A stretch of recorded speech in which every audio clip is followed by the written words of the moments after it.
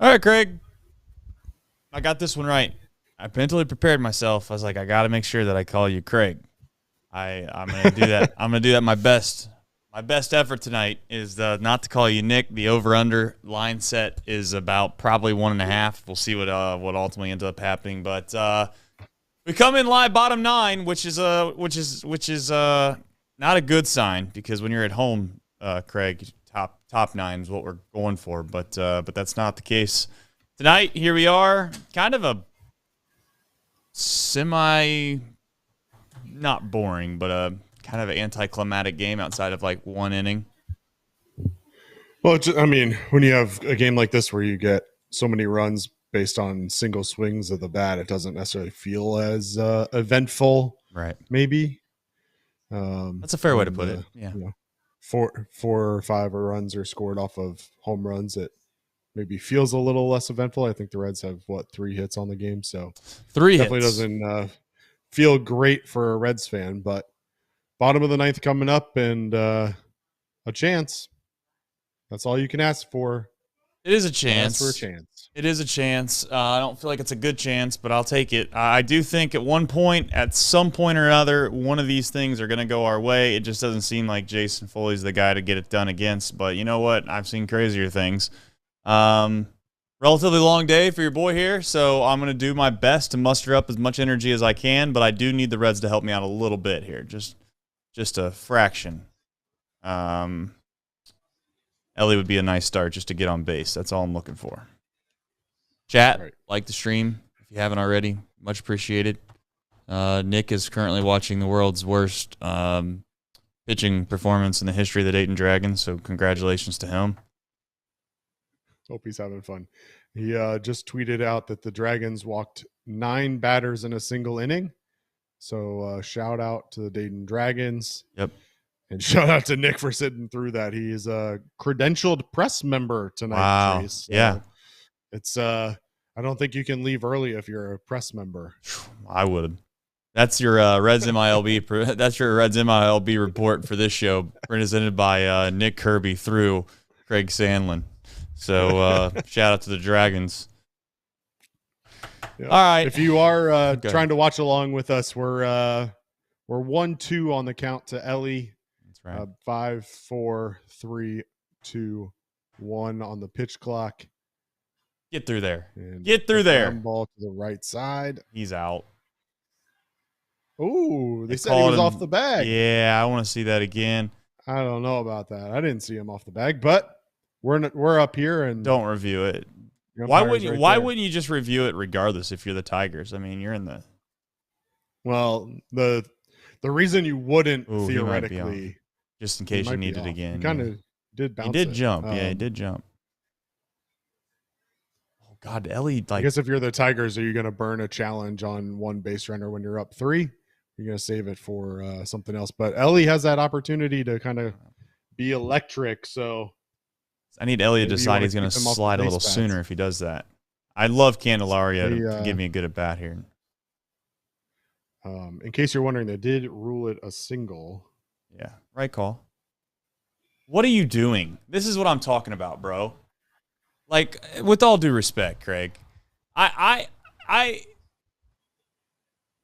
like, why? Why?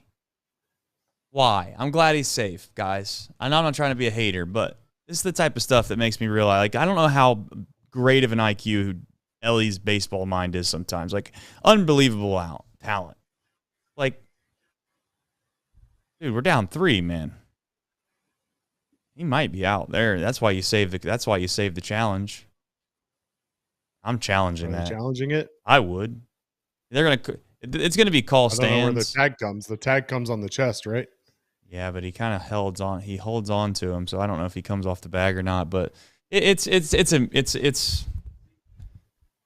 is what it is, man.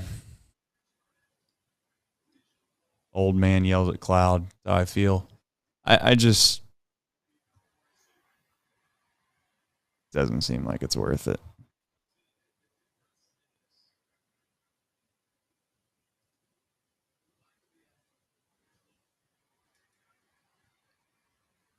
Like, I just genuinely wonder if he even like knows. Like, does he even know or care, or is he just like, oh, I'm on base. This is what I do. And to be fair to him, he is damn good at it.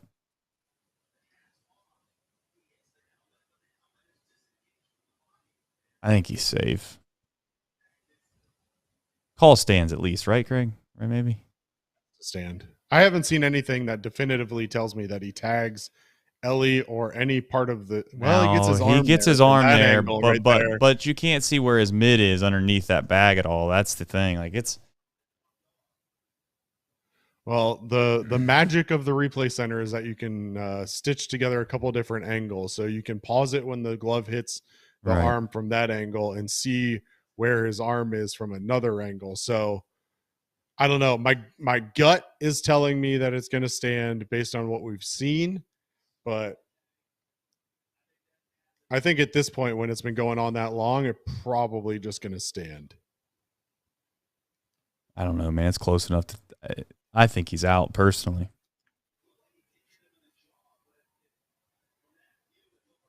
And these announcers saying he got him in the jaw. Do you? Yeah. What about right there? In the arm, right there. Like, yeah, the other angle showed you the arm.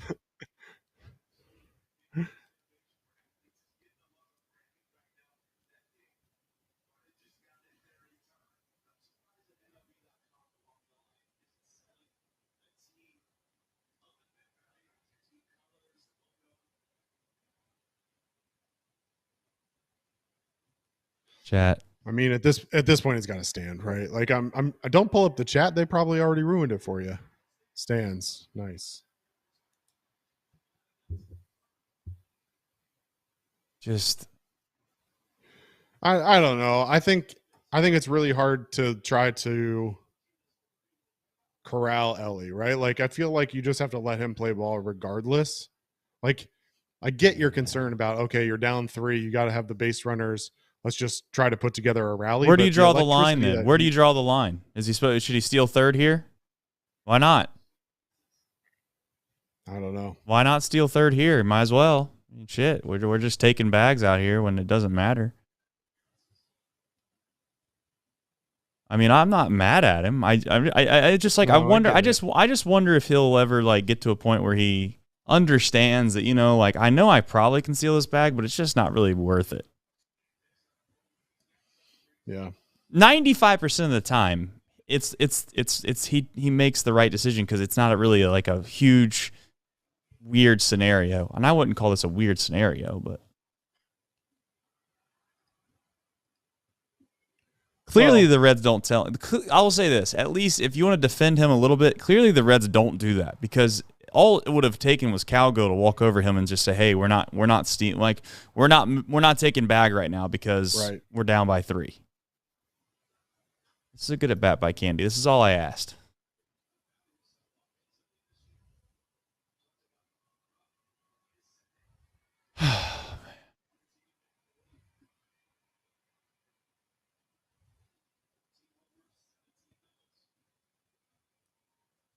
That's a balk. Yeah, that's a balk. I love how everyone's fired up about it. That's why you steal second, Trace. Yeah, that's right. I did forget. We got a run differential to hold up around here. Get his ass in scoring position. Heaven forbid we lose that green number on MLB.com.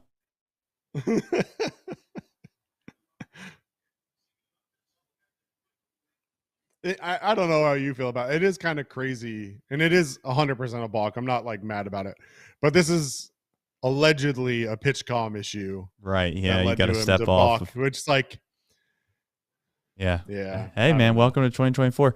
You just got to step off, man. You got to adapt to the technology, baby. That's right. Come on, Candy. Find a way to get on, then just give us a little bit of a blast hope. Oh, stay fair. Did he do it? It's foul. I could only tell because the guy in the right field corner on the stands right there smacked the wall in frustration. He was pissed. Watch my guy in the right field corner. Hold on. You're not going to be able to see him. Dang, they didn't show it. He was so pissed. I mean, all right, Candy. Get on base, man.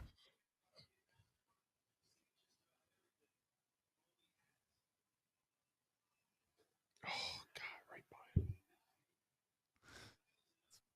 That's 99 though. Gotta get. I mean, Yep. 99's 99, man.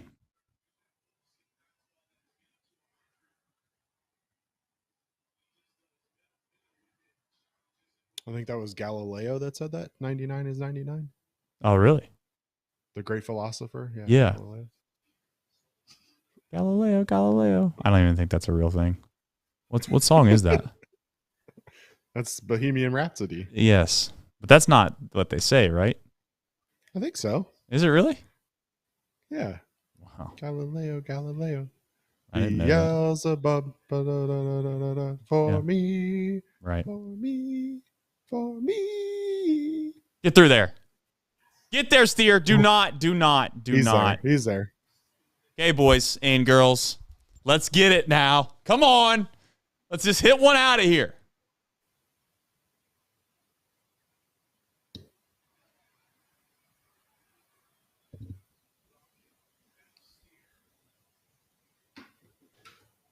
Ooh.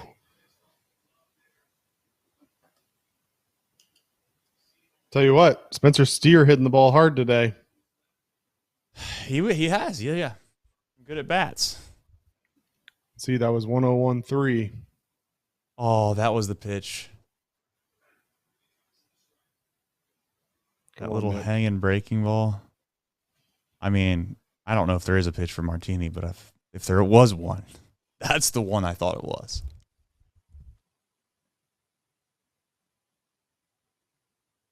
Oh man. Take me back to when they played who was it golly, why can't I remember who they played last year when he hit that walk-off? It was the Cubs, maybe? No. Not a walk-off. He tied the game. What do we got here? Oh, somebody was throwing on the field. They were throwing the Redzilla ball. They threw that ball farther than the Redzilla shoots them. Please, Nick.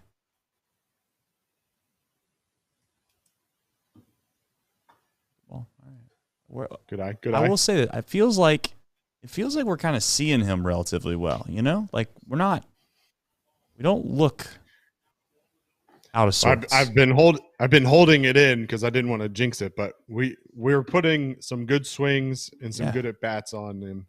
That's high. Thank you. Good, CB. How dare I now, say? CB Come on, let's get the new dad up there. I don't even know who's on the bench. Do you think about pinch hitting for Ty Steve with the lefty? We don't have anybody left. Okay. Fair. Trying to think. Fair. Oh, hit his glove. Wait. Hit his glove. Hit his glove, right? Hit his glove. He's pointing. Yeah, he's pointing fair. No. He better be safe. I'll kill somebody. He's at third base, right? Fair. He's at third base. Yeah, baby. Woo! Let's go. Let's go. Let's go, chat. Let's go. Had to hit his glove. I mean, first of all, off the bat, it didn't look that far foul. So definitely hit his glove. Oh, man. Do we have anybody? We have nobody on the bench. Yep, hit his glove. I love that. That's not even his fault either. That ball is just torched. You do have the left-handed Edwin Rios. No, you don't. No, you don't. No, you don't. No, you don't. No, you don't. No. Pinch runner Blake Dunn into third base. Now, gosh, I love this, but I hate it. Head for? I love it, but I hate it. I'm going back and forth on all the options. I mean, you can squeeze. Ty Steve's just got to hit a fly ball to the outfield and let Blake Dunn score. That's easier said than done. Let's just hit one out of here. Hit one out of here. Girl dad power, baby. This is dad power. Let's do it. Dad power. One time. Come on, Ty. This rundown shot. By the way, I don't do what Nick does. We're not fixing this thing.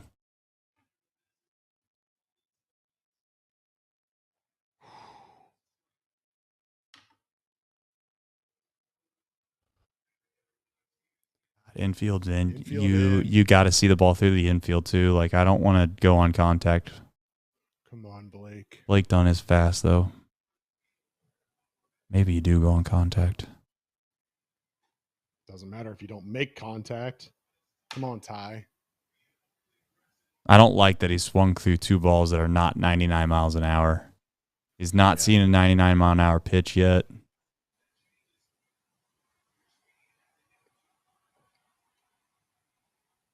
Just put a bat on it, man. Come on. Battle. Shorten up and just put a bat on it. Please, Tyler.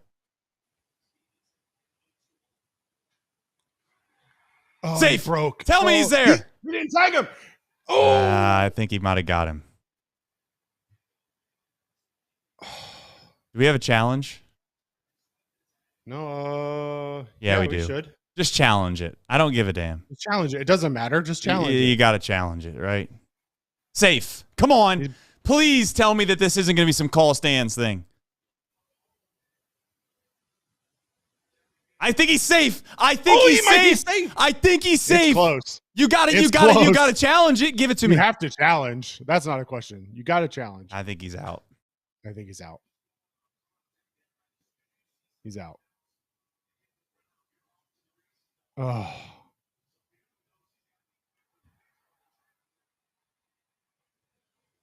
I think he's out. I got to see it again like 5 more times, but you got to challenge it. I mean, there's no doubt about that. And then we got to pinch run that kid, and I'm hoping he's fast. Pinch run Rios, yeah. I needed the call to be safe on the field is what I needed. Of course he's not. Yeah, you can pinch run Rios here because you still have Austin Wins on the bench. He might be safe. He might be safe. It just all comes down to whether or not they say that that's above. It's above his. I think he's safe. So Let me see the replay, Apple. Why do we show the replay center? Oh, this is crushing.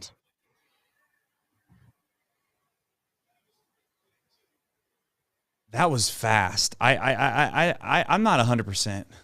Can we stop it where he tags him at? He's out. It's up. Yeah. Listen, it's his mitts up off the dirt, right? Yeah. If his mitt was on the. All right, you got to pinch hit. You got to pinch run the dude. Still can hit one out of here by Marte, by the way. Let's not give up. Come on. Marte's looked terrible. He's looked terrible, but these are the nights where you hit one out of here. Get down. Get down. Get down. There we go. Now listen. I'm going to tell everybody something. There's going to be some people that are going to be like, oh, you shouldn't have gone on contact. I can already see my old coach's text message. I didn't have to read them because he's going to kill me about it. Can we just confirm, did they pinch run for Ty Steve yet? No. No, they haven't. It looks like Ty Steve's still out there, they right? have to. They have to pinch run for him. You've got to put Edwin Rios out there. Yeah, like what are we doing? He should have been out there already if we're being completely honest. Also, I just want to say out loud before we get started that oh my God. That would not have been a hit if there was a guy on third. Mr. Put a ball in play, Santiago Espinal. Yeah, it's over with Espinal. What the? He's terrible. All right, listen. It was a good fight, man. That's how you keep your run differential really, really, really tight, though. You battle back like that. Yeah, and that's all that matters. On nights like tonight, that's all that matters. Right? For sure. Yeah. All right. Well, Trace, let's do a show. Yeah, let's do a show. We're going to do it to the best of our abilities. They got our hopes up, and boy, it didn't go our way.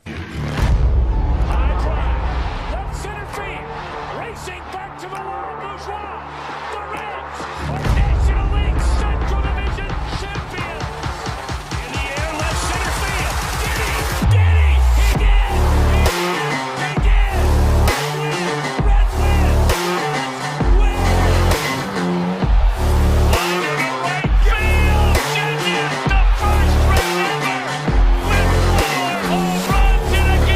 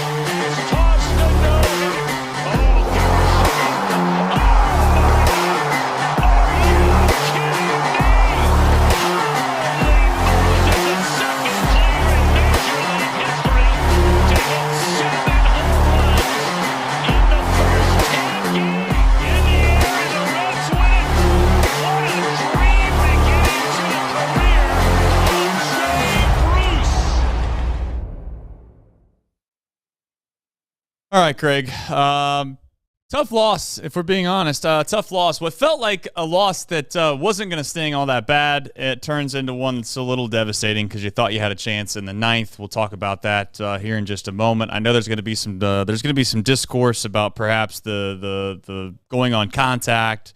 Oh, he could have scored on the base hit by Marte, and it would have been a tie game. We'll put that to bed real quick with some baseball intellect. Can't defend Ellie stealing, but, I already kind of talked about that. But more or less, Craig, don't know if you have anything to add here before we jump into the box score recap, which is utterly, completely sabotaged because it wasn't too much to get through. And then here comes the ninth inning, and, there went basically your entire plans. So, Craig, glad to see you're on here. By the way, thank you for filling in as you always do. You're like the ultimate team guy. You're like who do you want to be like? Do you want to be like Stuart Fairchild? Do you want to be like maybe Spencer Steer? Do you want to be like Espinal? Who do you think you should be?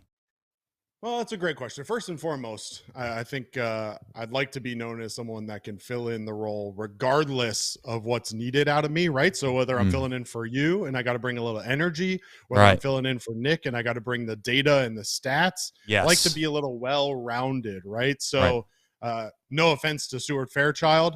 He's a platoon guy. I like to think I can go from either side of the plate. You're a switch hitter is what you're saying, Craig. I'm Ellie.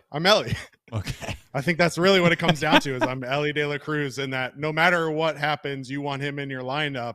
It's unfortunate that I gotta, do my time and sit behind the real stars of the franchise here. Yeah. But nice we'll go with Ellie. Yeah. Fair enough. You're Ellie. All right. Well, let's do this. This is some fun baseball discussion. There's some fun baseball discussion to be had about the situations that happened, obviously in the ninth inning, but then also what happened earlier in the game, and whether or not it made a huge impact or not. It turns out that it does, and it's just could have been an awesome night. Could have been a night where you felt like no matter what happens, the Reds are back to their old ways of 2023, where they just find a way to win. There's this young core and they find a way to win. Not the case tonight. Craig, I don't have a box score recap graphic for you, but I'll do my best to let you run through it here and not laugh or smile or do anything funny to make you get off track. Lucky for you, I'll be focused on my other screen and probably won't even see you. But for those in the chat, I'm sorry you got to watch my my ugly mug as I read through this box score recap. That it's going to be a little bit longer than maybe it would have been if you. That's all right. I'll get you. I'll get you some promos. You read through the box score recap and let's do it. How about that? There you go. Let's do it. There we go. Perfect. A big crowd on hand for City Connect fireworks Friday in Cincinnati on Friday night.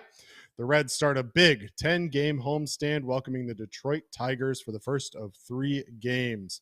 The 40,000-plus fans in attendance didn't have to wait till after the game for the fireworks to begin. Gio Urshela would blast a ball deep to center field in the second inning, but Gold Glove candidate Stuart Fairchild would make the leaping save at the wall to keep the ball in the yard and keep the score at 0-0.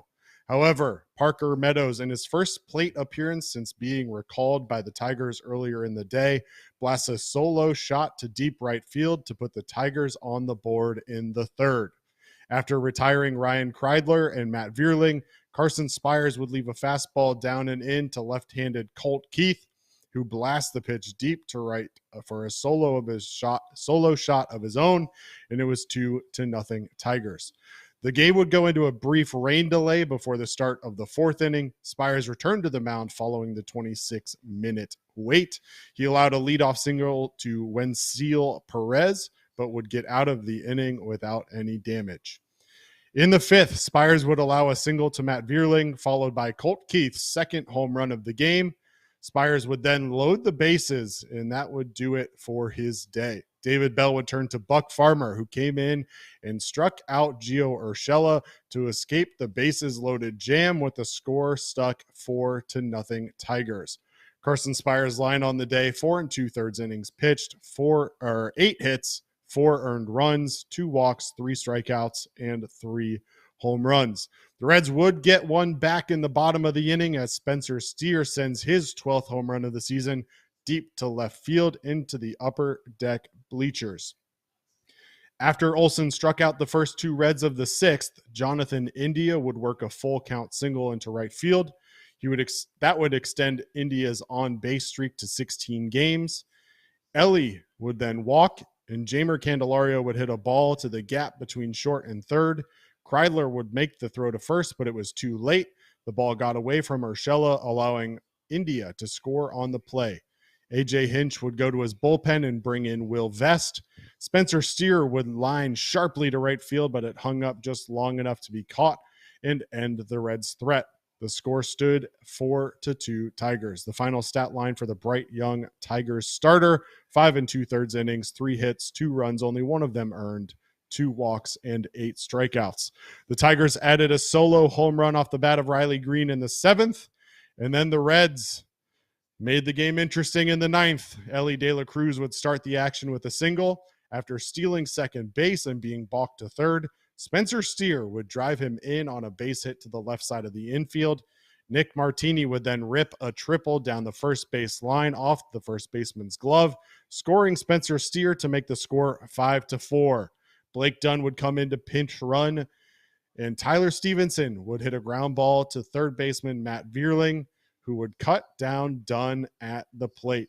Marte would single to center, but Santiago Espinal grounds out to first base to end the game.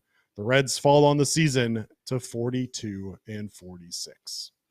All right, and we do have a deep drive of the day sponsored by DSC, and it was Spencer Steer. He did blast one up into the old bleachers, so shout out to Steer for that. It did give the Reds, I think at the time, like a whopping 17% chance to win. Having said that, we all know it would end up being 0%, so it doesn't ultimately matter. But you know what? What does matter is DSC, and they are a leader in renewable commodities for biofuel production, specializing in used cooking oil collection, aggregation, and sales. Visit www.deepsouthcommodities.com for more information. That was 106 off the bat, 425 feet for those that are wondering. All right, let's jump into what is essentially going to be what probably everybody would like to talk about, which is bottom 9, all the things that happened in that inning that were quite – I think that they're like realistic baseball decisions that you have to make. One, I know we kind of we're discussing it in real time with Ellie. I'll get out in front of it. I'm just going to say it once and for all. I'm not anti-Ellie. I think we all know that. I think he is a superstar. Let's just say that bluntly. He is a superstar. He's the only player on this Reds team that has any kind of national stardom. He is what is essentially 8 years old through probably 17 years old. And I say 8 because that's probably the youngest you get until you actually, idolize players. Whatever it is, he's their favorite player. So I'm not getting on Ellie. I think he's an unbelievable athlete. But at the end of the day, that's the dumbest. It's just dumb. It's just stupid. We can all agree it's dumb. And, the one thing that someone might argue a little bit, Craig, is like, well, he takes a double play out of order. Maybe you can't get the force out at second base. That's all fine and dandy, but there's a risk ratio reward there that just is completely negated when the play's that close. I really probably wouldn't be this upset about it. Or, I don't know, upset's a strong word. I wouldn't say upset, but if he was out, definitely would have been upset. I don't know if I would have been upset if it wasn't close either. Like if he would have just jogged standing up, it would have been like, oh, they were giving him second base, no problem, take it. But it was a bang play, one in which, Craig, we thought perhaps they might review. They didn't, but that kind of led into a spot where we had. This is where wish they would have. Yeah, this is where I was going to say this to you. Like this is where. And this isn't really on crawl because this time it isn't. But there's been times this year where we've played shorthanded. And they weren't playing shorthanded today per se, but they kind of were playing shorthanded, right? Like in any other situation with the full roster, Fraley, who we thought, I know he was on this rundown and he got taken away with the bottom of the ninth. Fraley's a guy you'd like to have in that spot if we're being completely, genuine in regards to whether you want Stevenson up there or Fraley. He's not available for reasons that are very personal to him, and I hope that. Well, and you certainly wouldn't have wanted Santiago Espinal up there. No, even if you just have to leave Stevenson up there, you certainly aren't leaving Espinal in there. No. So Yeah, it would have been nice to have Jake Fraley on the bench. Yeah, and he wasn't, so it doesn't matter. Can't sit here and, cry over spilled milk or whatever the old goofy saying is. But at the end of it all, the right decision was to send Blake Dunn on contact. There shouldn't be any argument or discussion about that at all. He's one of the fastest guys in Major League Baseball, Craig, and he almost beat it out. And it took a good play from the Tigers to get him out. And then I know I want to get ahead of this, and I'm going to throw it over to you. People are going to say, well, Marte would have had a base hit, and that would have scored him anyways. You didn't need to send him home. The outfield was playing so deep right there to try to stop Marte from getting a double to get in scoring position. They would have not done that if the tying run was at third base with 2 outs right there. They would have not done that, and I'm not saying for 100% fact he would have caught it, but I would be saying there's a pretty damn good chance he'd have caught that ball to end the game. The reason he didn't, Craig, is because he was playing on the warning track, basically, and the ball fell in front of him. So I just want to get in front of that before people, might think that they look at the box score, Craig, and they're like, bad decision. Yeah. Well, look, I think you touched on it. I think there's a couple things with the Ellie decision to steal. First and foremost, I think that's a scenario where 9 out of 10 times that's defensive indifference and they're not even making that throw. So, you start there and you think about, okay, in that situation as the defense, why are you even making that throw? If that ball gets away, now Ellie's on third, which he advanced to third anyway, but because it doesn't matter. Because it doesn't matter. It doesn't matter. Well, it doesn't matter for the defense either, though. Like if he gets to second or third, that run means nothing. So but the out does. The out matters. It's just I don't know. Pretty standard business there to try and take advantage of an extra base and get out of the double play possibility. Again, we're kind of over evaluating something that didn't matter in the grand scheme of things because he was safe. He advanced to third on the balk. Yeah. Well, that's like, sure. Let's have some fun here. Then that's like me and you going out and this is a serious thing, so maybe I shouldn't do this. Maybe I'll just say bottle rockets since it's 4th of July fireworks. If me and you went out in the street, Craig, and started shooting Roman candles at each other and we didn't have anything to protect ourselves, and then we walked in the house like later that night and we're like, well, I almost got hit in the face like 6 times, but I didn't. So, you want to do it tomorrow? It seems like it wasn't all that bad of a thing. That's kind of how I feel about it. Having fun. Yeah, just 2 guys having fun. Trace. Yeah, it's fine. Yeah, nobody gets hurt. There's no bloodshed. It's fine. Yeah. Yeah. People are saying I'm wrong about Ellie. Like, not with 1 out, and you were already in scoring position. I told you people were going to be mad at me because I said that Blake Dunn shouldn't go on contact. People like, this is what I don't understand. What did you think was the better option there? Like, you thought the better option was to just trust Marte, who's looked like absolute horrific, all night, Craig, to get a base hit for you, and he wouldn't have got a base hit if the outfield wasn't playing on the warning track. And the only reason they were doing that, why, Craig? Because there wasn't a guy on third base to tie the game. But go ahead. Well, and let's start with the fact that Tyler Stevenson has a job to do, and that's to put a ball in the air in that situation. Right. And what does he do? He grounds out to the third baseman. Let's start right there. He swings through 2 breaking balls, one of which may have been out of the zone, and he's got to come up with a certain approach, and that's to put the ball in the air, and he doesn't do it, right? He's got to know that in that situation, he's going to see breaking balls. They're going to try and keep him on the ground as much as they can. He's got to make adjustments to try and hit that ball into the air, and to swing through 2 balls. It just, it puts him in a tough spot to begin with. So, look, there's a lot of challenging pieces to that. But slider off of Foley to Tyler Stevenson then in that scenario is on purpose. He is looking to try and get a ground ball, keep the ball in the infield, and try and keep that run from scoring. And Tyler Stevenson is a professional enough hitter that you have to have faith in him to put the ball in the air. And he didn't do it in that situation. And that's difficult to swallow in itself.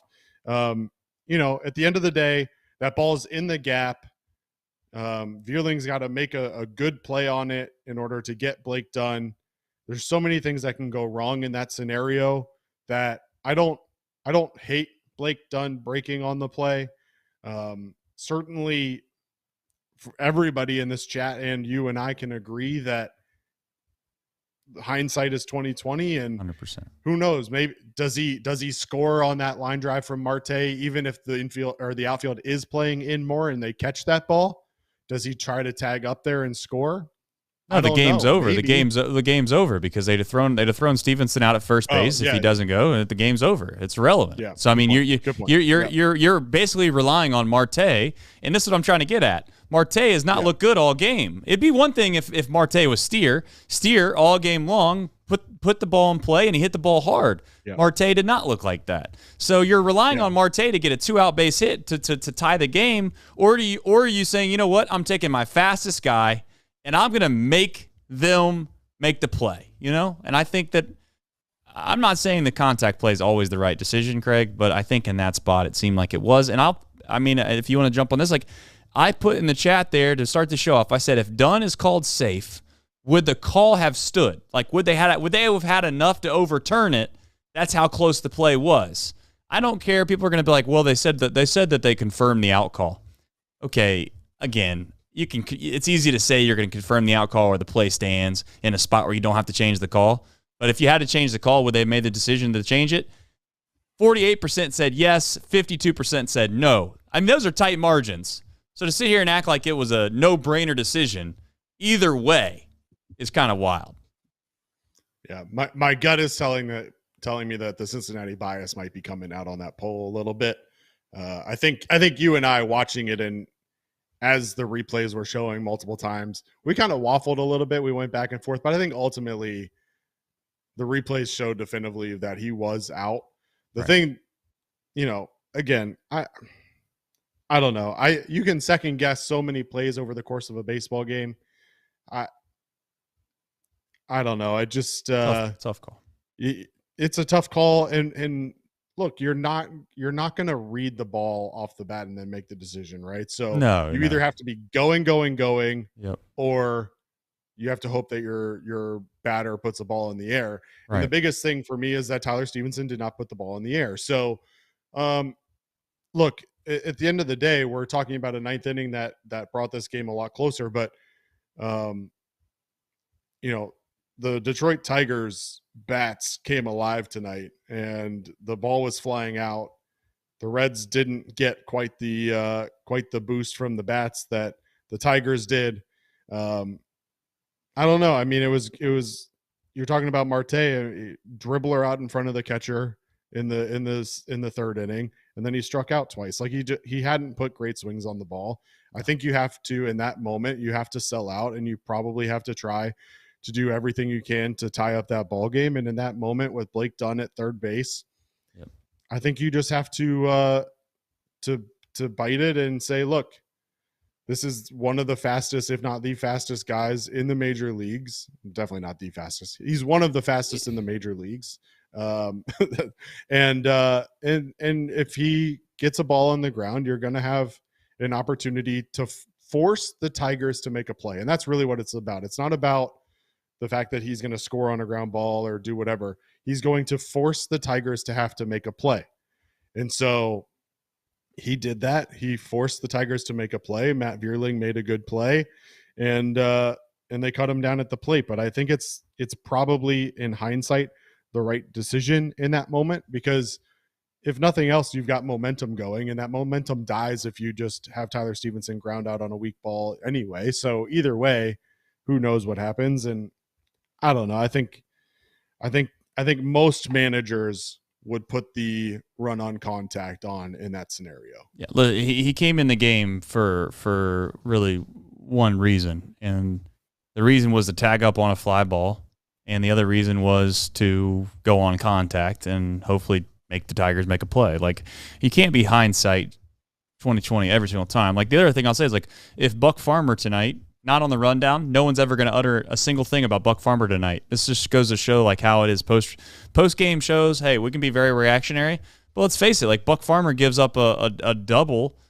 and we're sitting here complaining about Buck Farmer tonight, and he came in and he did a great job getting out of a big spot, bases loaded jam with 2 outs, and no one's going to mention that Buck Farmer did a good job tonight, because that's how it goes. I get it. Let's jump into this. Listen, bottom 9 is what it is. We can sit here and talk at length about it. You're either going to have a stance or you're not. I don't think for a single second that people are going to change their opinion, but I would just say go back and watch where that fly ball landed. That was Marte's, and he would have it would have been a can of corn. It would have been a can of corn if they were playing regular defense, and they would have been playing regular defense if there was a guy at third base with 2 outs. Instead, there was a guy at first base, Craig, with 2 outs, and they didn't want to give up a double, a ball to the wall, and let that guy score from first base. Clear, literally as simple as that. By the way, last thing. Look, I should know this, but did Espinal make 2 outs in the 9th inning? Did I just realize that on the fly? No. De La Cruz started that inning. But he made an out. You're right. Yeah, yes. Okay. He started the 8th with an out, and then they went 1-2-3 in the 8th, and then De La Cruz started the 9th. But listen, I hate this stat. I just want to get out in front of this and say I hate this stat. I don't think it's really indicative. Noelvi Martes had an expected batting average of 870. What's that? Yeah, but that's just okay. One. Listen, the expecting batting average. I'll go back and look at it. Again. I didn't really got a chance to say. I just seen the way the ball was hit. It didn't look like a base hit to me. Just saying. Also, expecting batting average is just going off of exit velocity. Yeah. And launch angle, and that's exit it. velocity and yep. Has nothing 100%. To do. It has nothing to do with where players are positioned. So you hit a line drive directly at the center fielder. Your expecting batting averages has nothing to do where the position players are at. It was blistered off the bat at 72 miles an hour. Yeah, so I don't know. Look, see. I mean, the ball went 240 feet. So realistically, if you're playing in a normal depth in the outfield in that situation, you're probably in center field. You're probably 320 feet. So, I mean, that might be a more difficult play than we're maybe so giving it credit for. Yeah, but again, you're going hindsight 2020 again to be like we've beat this dead horse. You're going hindsight 2020. If your best argument is that look what Marte did, he hit a 76 mile an hour base hit, and that's why you shouldn't have sent the runner that was ultimately challenged. It's a dumb argument, but that's here nor there. Let's jump into the what I thought was the biggest momentum shift of the entire game. You have I think it was the bottom on top of my head. What is this, bottom 6? I think. Or bottom 5, one of the two, when Steer obviously comes up with a chance to tie the game.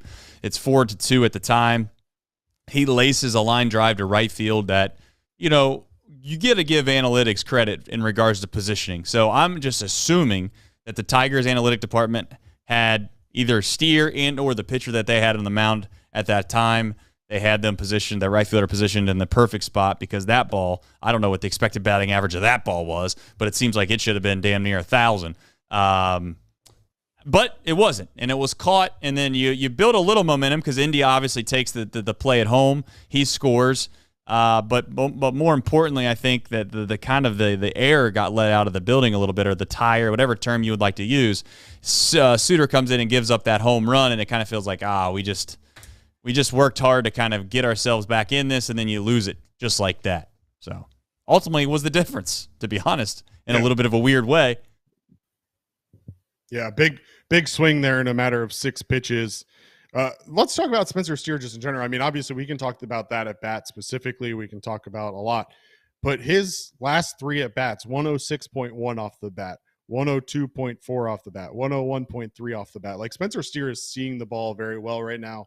And he's a guy that, we won up in big moments. He was up in a big moment in that scenario. We had guys on second and third with 2 outs and had a real opportunity to kind of rally there. Off the bat, I thought it was, a ball that certainly had an opportunity to score a run. And like you mentioned, tip the cap to the Tigers scouting department for their placement. Again, not a stat that we want to rely on, but an expected batting average on that ball of 690. And so, certainly was a ball that had an opportunity to score 2, and in that scenario would have put the Reds at 4-3.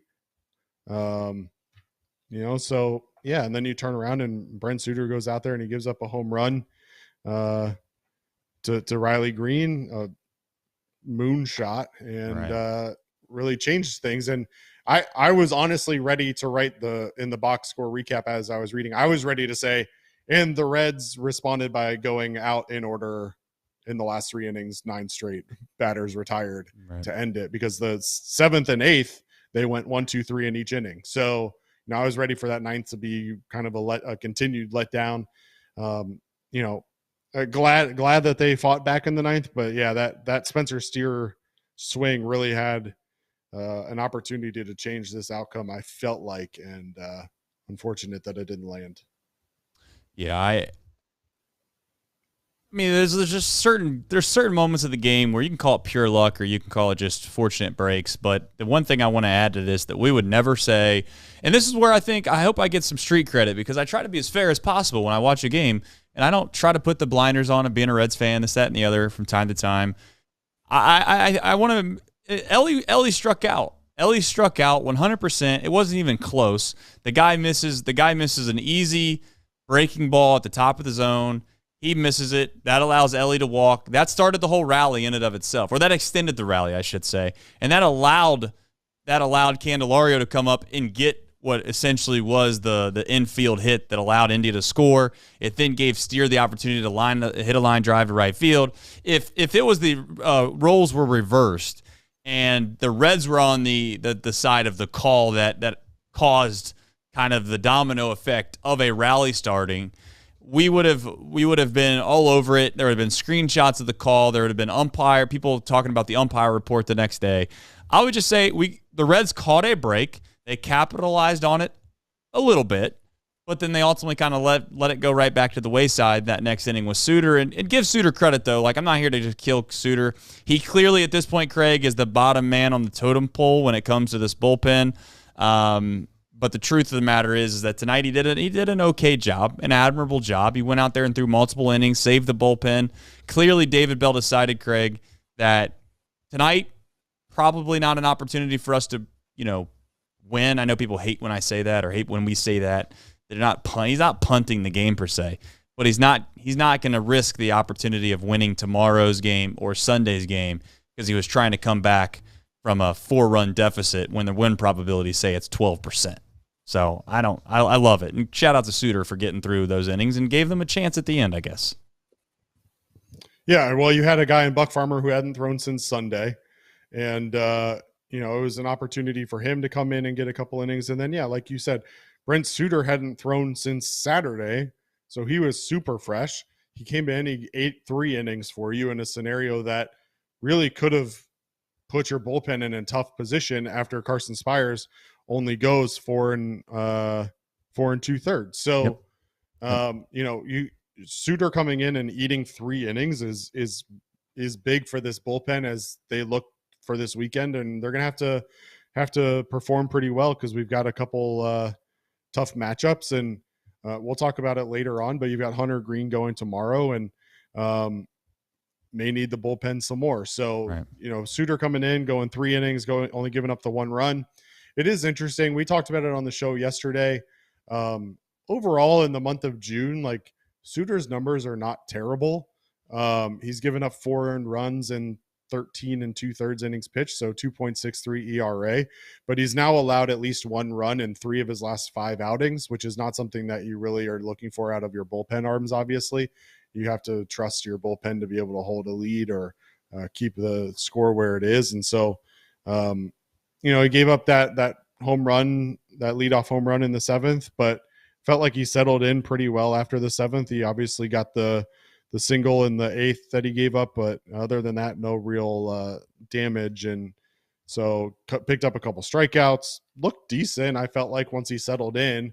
But yeah, I mean, I think it will prove itself a lot more valuable over the next 2 days than maybe it feels like today. It did his job. Ashcraft throws Sunday, so if there's any day in which you could say, hey, you might need some help in the bullpen, and that's not a slight to Ashcraft as much as it's me saying that I don't know if Ashcraft can go deep into a game.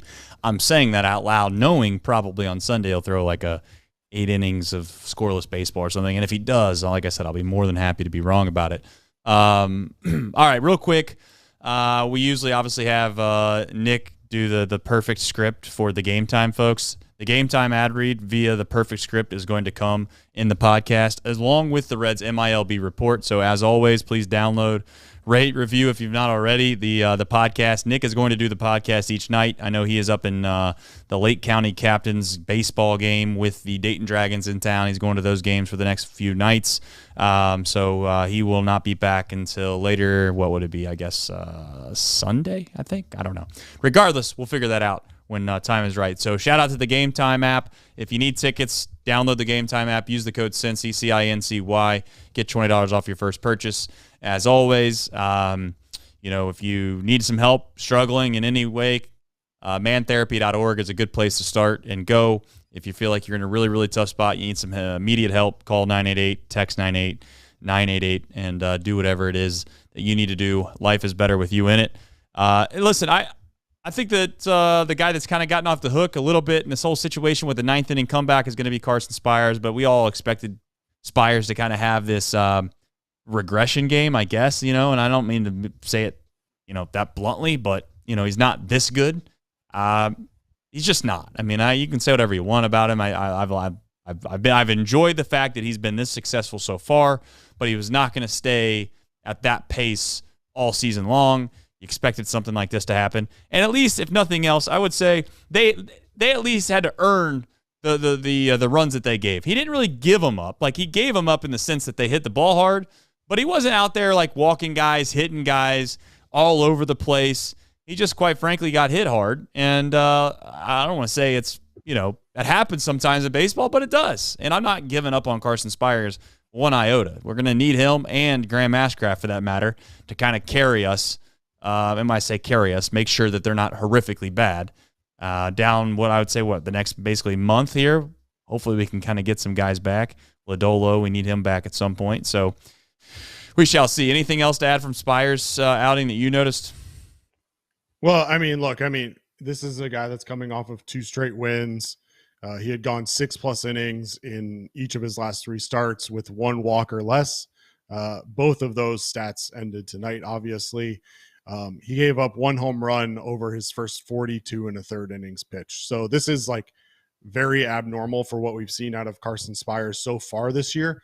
Not saying that this is the normal or that the 1 home run in 42 innings is the normal. But certainly tonight didn't have his best stuff.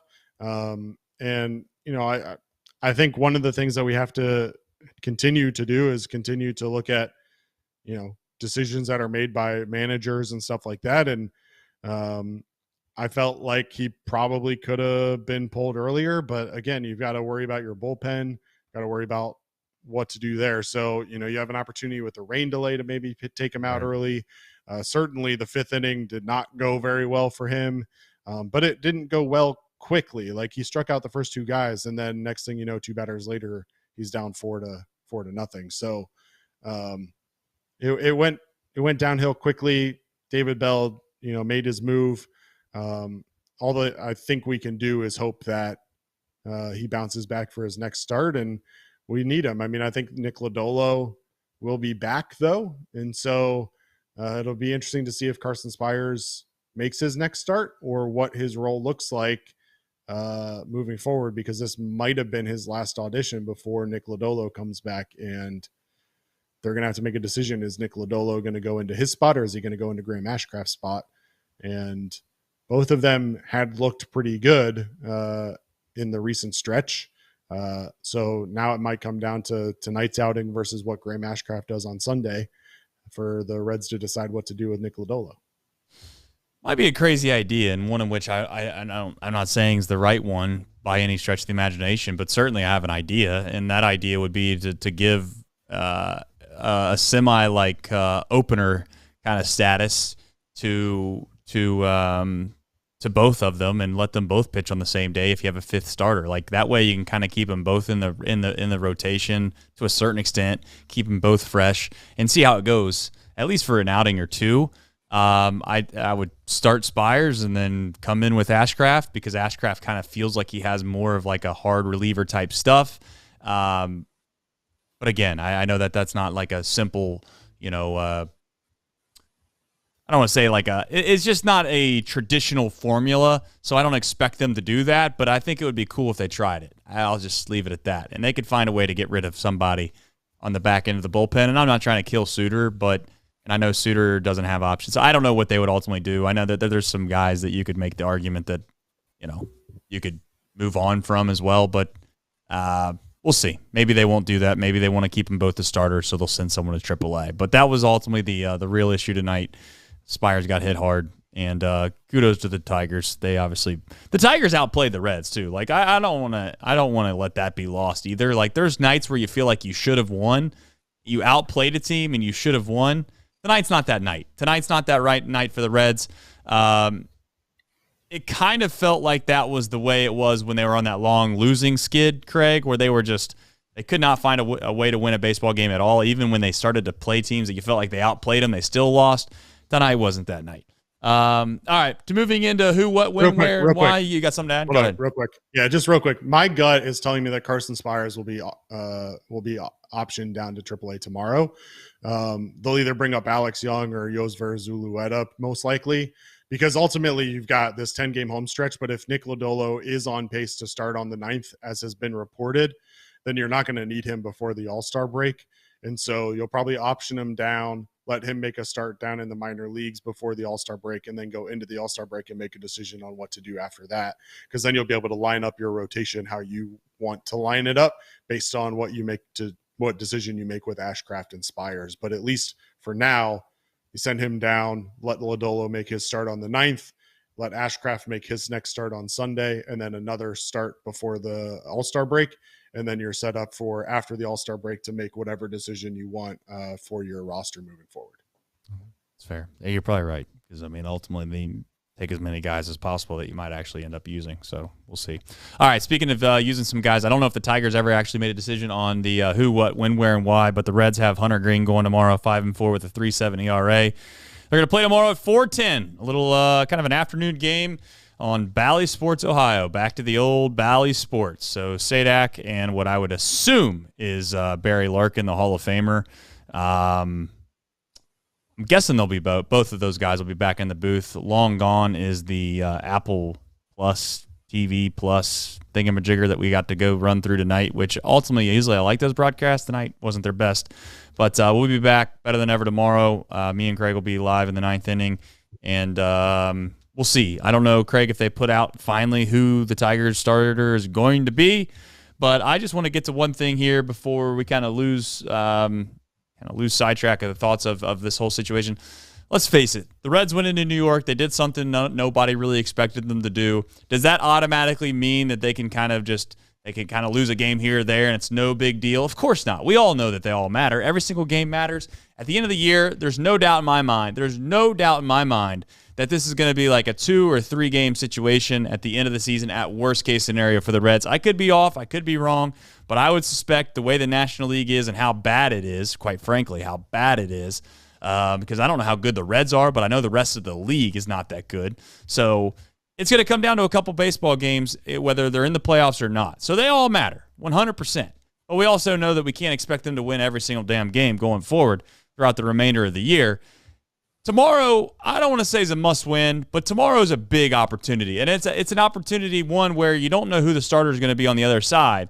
But more importantly, you have what you would consider definitely right now your best arm going on the mound. And you got to find a way to win this baseball game to give you some momentum, or to keep the momentum, I should say, of what you built up in New York. Because let's not forget, we built some momentum up a little bit earlier this year too. Maybe, a few weeks ago. And we kind of lost the steam, and then we ended up going on a 4-game skid out of 6, and you find yourself back in the predicament you were in the first place. So Reds really need to rattle it off. I know everyone's making a big deal about this series, Craig. Homestand, I should say, more importantly, because it's going to make a big difference of whether or not you find yourself where you're, as an organization as a whole, look at your team as kind of a team that's going to be buyers and or going to be contenders when it comes to the postseason, or you're going to find yourself in a spot where if you can't find a way to have a successful homestand here, you might just kind of kick the can down the road. And I know people hate to hear that, but that's the truth. If you can't beat these baseball teams, then who are you going to beat, Craig? Big series for Chatterbox, because obviously Jimmy Collins is going to rub it in your face if the Tigers win this series. So. I don't give a damn about Jimmy. Look, I mean, I think it's a big start for Hunter Green. Hunter Green, his last 2 starts, has not reached 5 innings pitched. So he's got to come out tomorrow and be better. on the flip side of things, the Reds are averaging 3.4 runs per game in which he starts, the fourth lowest amongst qualified starters. His last 3 starts combined 0 runs of support while he's in the game. So the Reds are going to have to not only rely on Hunter Green to continue to improve and hopefully change his ways of late, but offensively, they're going to have to get things going because they have not shown Hunter Green a whole lot of love so far this season. Yeah, well, one of 2 things need to happen. You're right. Yeah, I would prefer both happening, where he gets some run support, which he's gotten from time to time. It's not like he's never gotten it, but it seems like far too often it's the Hunter Green effect, where the team only scores 2 runs and we're fighting over which guy blew it in the bullpen at the end of the day because Buck Farmer or whoever else might have come in and gave up a home run. It's like, well, we probably should score more than 3 runs. We'll find out. Tonight was an unfortunate situation with everything that happened. It would have been nice to win the game, but I'm not going to sit here and be like, oh, my gosh, you lose to the Detroit Tigers. I can't take you serious. A big, long homestand. Let's find ourselves a chance or give ourselves a chance to find a way to win tomorrow. And if they do that, let's face it, if they win on Sunday, this chat and everybody, rightfully so, will be all the way back in. But as far as kind of plans moving forward, as I said before, me and Craig will be back here better than ever tomorrow. Craig, anything to add before we hit the road? Yeah, I think Nick is maybe on standby. He might be. He is, actually. So this is where I didn't realize. So let's do this. Let's bring him in here. I can't wait to hear about this unbelievable. Now, there's a lot going on here. This unbelievable 9-walk inning that he was a part of, as I'm sitting here trying to, do like 5 things at once. This is definitely set up, just so we're clear. This is definitely set up for when we have a guest on, not when Nick wants to come in as a. All right, here we go. Got to give me a second, chat. We want to hear from the man himself. Let's just do this, actually. Watch this. What's up, fellas? How are you? How are you? Did you get a chance to see the 9th inning, or were you too busy watching the Lake County Captains or whatever they're called? I did watch the 9th inning, bits and pieces. Big hit from Nick Martini. It was a massive hit by Nick Martini, and you know what? That's shame on us for not even mentioning that. Well, that's what I'm here for. Biggest concern, did you guys do the game time ad read? I did. I didn't do the official one, but I want to say again, as a very clear statement, I do love the Game Time app, and if you need tickets, you go to the Game Time app, you download it, and you can use the code CINCY, CINCY. You get $20 off your first purchase. I don't know if it met the 60-second requirement, though, Nick, so if you want to do that now, you can. Are you getting chauffeured around, or are you driving? I'm driving. I pulled over for to chat with you guys. Doesn't look like it. Terms apply. Terms apply. That's the biggest. That's right. Terms do apply. Terms do apply. CINCY. But yeah, no, I just wanted to give a quick Reds MILB report. Tough one tonight for the Dayton Dragons. They fall 20-1 to the Lake County Captains. Really tough inning for my guy Alfonseco. He walked 6 batters in an inning. He walked 5 consecutive batters on 20 consecutive balls. Dragons set a record for walks allowed in an inning. Dragons set a record for largest defeat, and the captain set a record for most runs scored in a game. So my official press credential debut. That's how it went. Just want to make sure I shared that with everyone. But we're gonna get him tomorrow, Dragons. I'll be there tomorrow. Tomorrow's a new day.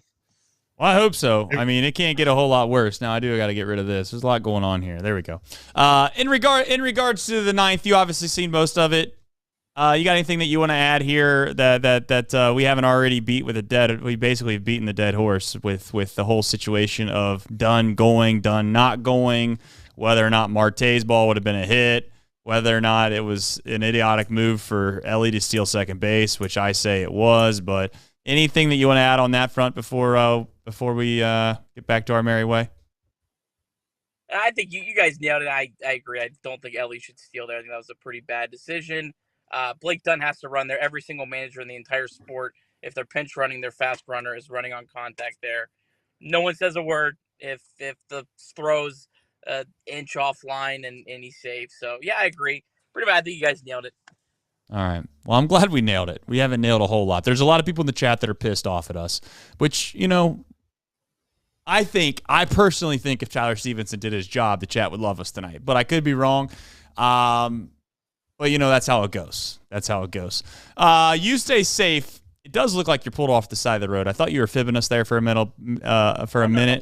But no, you. A safe man. Safe man. Yeah.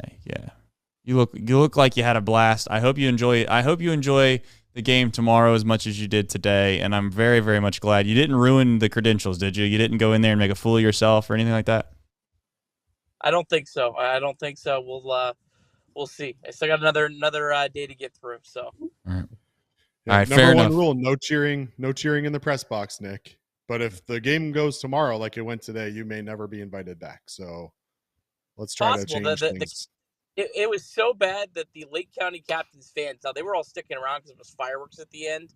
That's the only reason there was so many people there in a 20-1 game. They were legitimately cheering for the Dragons. Brought in a position player.